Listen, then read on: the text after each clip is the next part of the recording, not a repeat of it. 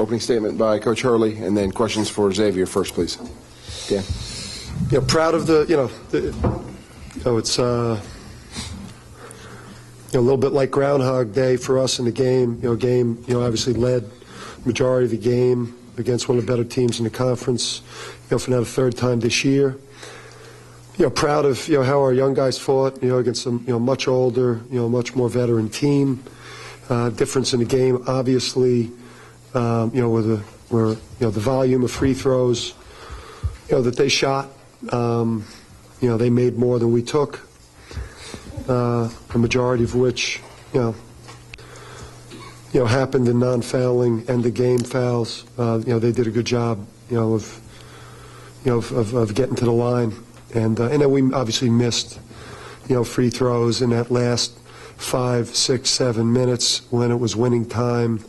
And they were getting really, really physical and aggressive defensively, both on the ball, off the ball, being really, really physical, and and then obviously, having some guys, when you're undermanned and you're losing guys, to elbows, to the face, and cramping and all types of stuff. It took us out of our execution, because we were executing at a high level, probably up until about the 10 minutes to go in the second half. All right, questions for Xavier? Anyone?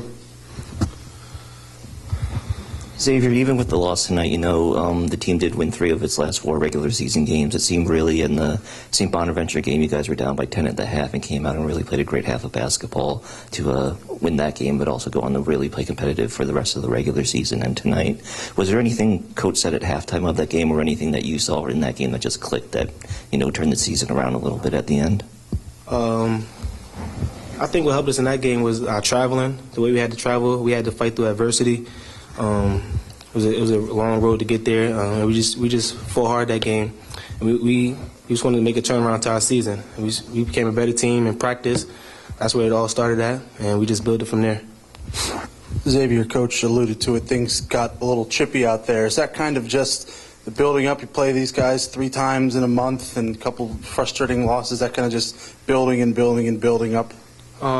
Like playing against UMass is a big rivalry in the New England area, and we were very familiar with those guys. It's our 3rd time playing them, so it's going to get pretty chippy and stuff like that. But we just had to keep playing them.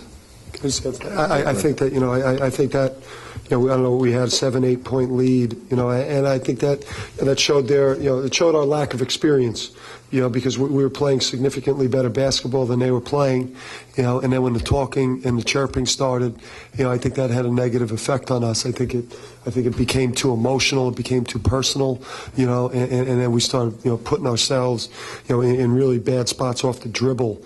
And you could see it, and we tried to calm the guys down, but it certainly got chippy. Xavier, can you talk about your first half shooting 6 for 6 from the field, and also specifically you and Chaz Williams going at each other over the last 20 minutes or so? When I came out, I didn't want to force anything. I just found my rhythm, and I just went from there. Tried to find my offense. And as far as me and Chaz Williams, it's a great rivalry. Me and him, 2 hard-nosed players. We both want to win. We're both tough, and that's basically it. X, did they play you any differently in the second half? Did they cover you differently off ball screens? Did they use maybe 2 or 3 different guys on you? Any way that they defended you differently than in the first half? Just like off the screens, like the hedge guy just stayed a little bit longer than usual in the first half. The first half I was able to turn the corner a lot. Second half they kind of took that away from me. Anyone else for Xavier? Chris? Xavier, 24 points in your final collegiate game. I know it's probably a little fresh, but at this point, as best you can you reflect back upon your 2 years at Rhode Island, 1,000-plus points, and just what it's meant to you? The overall 2 years, it's been great. Playing for Coach Hurley, that's been awesome. Playing for a coach that knows my personality, knows my game well. 1,000 points is a great accomplishment. I'm proud of that. I just want to just keep building, keep working on my game, and just see what my next step is. Anyone else for Xavier? Right. You're good, Xavier. Thanks. All right, questions for Coach Hurley? Dan, you mentioned the youngness of the team. Is this the kind of 3-game series that down the road you'll look back and say you've learned some things from this? This is something you can look back on as a positive growth thing down the line? I mean, this was the same game played against Providence earlier in the year. It's the same game we played against St. Louis at home. It was the same game we played twice against St. Joe's. We've been in these types of games. It's just what you see at the end of games is experience is usually is going to shine through. And then really in the game, we would have had a cushion, 2, 3, 4, 5 point cushion down the stretch of the last 3, 4, 5 minutes of the game, which for a young team is enormous. If we would have just made some free throws, and playing, from behind after having the lead the majority of the game, there's just a panic that you see in your kids, when they're just, when they're just young and inexperienced, and we're just not men yet. We just played against men, top 6 players, average age is 23 years old. We just played against men, and we're a very young team. Matt.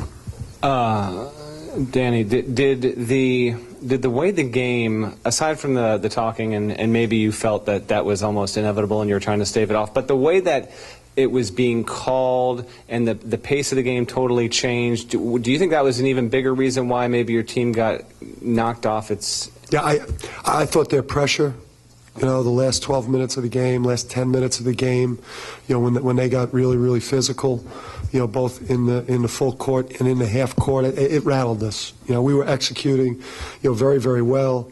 Halftime shooting 60% from the field. Up until 10 minutes ago in the second half, shooting in the high 50s from the field. Obviously, we had issues with turnovers. That's really what you go through when you don't have a pure point guard.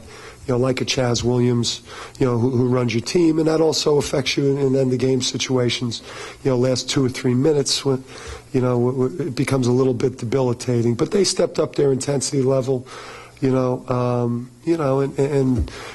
didn't play through the physicality. We could have done a better job, and then when fouls were called, in all fairness, we didn't make the free throws. Back here. Was it frustrating for you to see your team struggle offensively down the stretch? I mean, it's frustrating to lose. I just think that's a byproduct, of just being young, and not having a seasoned point guard. If you maybe look at what they did down the stretch, they weren't exactly prolific. There were a lot of broken plays. There was a step back. I don't know if it was a 23-footer from Chaz. That wasn't exactly great execution. That was a guy shooting a step-back 23-footer who, is one of the best players in the conference, stepping up and winning time. So, the end of game in what became a physical, brutally physical, intense, last 5-6 minutes of that game, it was going to be hard for it to look pretty. There were times this season when you were only dressing 7, 8 scholarship players. You had a lot of injuries, and a lot of nights it seemed like your team really just had to out-hustle, outwork other teams. Looking back the way they finished the season, how proud are you of the guys? I'm proud of it. I mean, look at the line from today. Senior laden, older team, shot 31.5% from the field. Shot 3 for 15 from 3.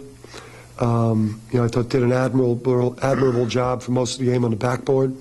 We lost the game by not making free throws and by the volume of free throws that they made. We were minus 17 at the free throw line. That was the difference in the game because we didn't make it and we put them on the line. Coach, you talk about your young talent, young team. I want to look at a guy like Hassan Martin. He stuffed the stat sheet tonight. What do you project for him as far as next year? What type of things do you want to see him add to his game as he becomes a sophomore next season? Stud. That kid's going to be a stud. He had 5. I thought he had 5 blocks in the first half. I mean, listen, that kid, he's 18 years old, playing against grown men. That kid's going to be a star. EC's going to be a star. This was their first conference tournament game, against the UMass team that, if that's your sixth place team in the conference, All right, you got anything to say about that? I mean, if that's your sixth-place team in the conference, man, this is one heck of a league. I wish the season's, I wish we had, listen, I need a week off. I almost lost my mind out there today, and it's happened several other times. But I wish it was a week. I wish we could take a week off. And I wish we could get started in the future. We've got some, we've got some help on the way. Internally, we have some great pieces moving forward, ranging from future player of the year types to guys that can really emerge next year and take the next step. I'm excited about what I'm building. I'm excited about the year that we've had. We've made great improvement. We were +6 overall. Doing it for the most part with 8 players, 4 of which were freshmen this year. Anyone that's, that feels like, we didn't take major steps forward this year, doesn't know anything about basketball. All right, 2 more questions here. When a team is on a run like that and they're ramping it up physically, intensity-wise in the second half, you started to use a couple timeouts. It didn't stop them ultimately. In an ideal world, personnel aside, what has to happen to stop a team when they're making a push like that? You know what? The pressure was bothering us. They were denying so many things. So many of our sets, which we had great success with. They were doing a really good job of getting really physical, bodying guys up, getting into passing lanes. Then when they got into denials, and then we tried to spread them out and drive them. They did a really good job of physically guarding us off the dribble and forcing us off of downhill drives and straight line drives. And then I just, what happens with young teams is, they take away your initial entry, and then now they're in denials. And now you need guys to make plays, and then that's when guys try maybe to do too much. Put it on the floor, drive the lane. They're a shot blocking team. Instead of drawing help and sharing, I think we had too many guys today that maybe that last 5-6 minutes just tried to do too much. All right, anyone else? All right, thanks. All right, thank you. Thanks, Dan.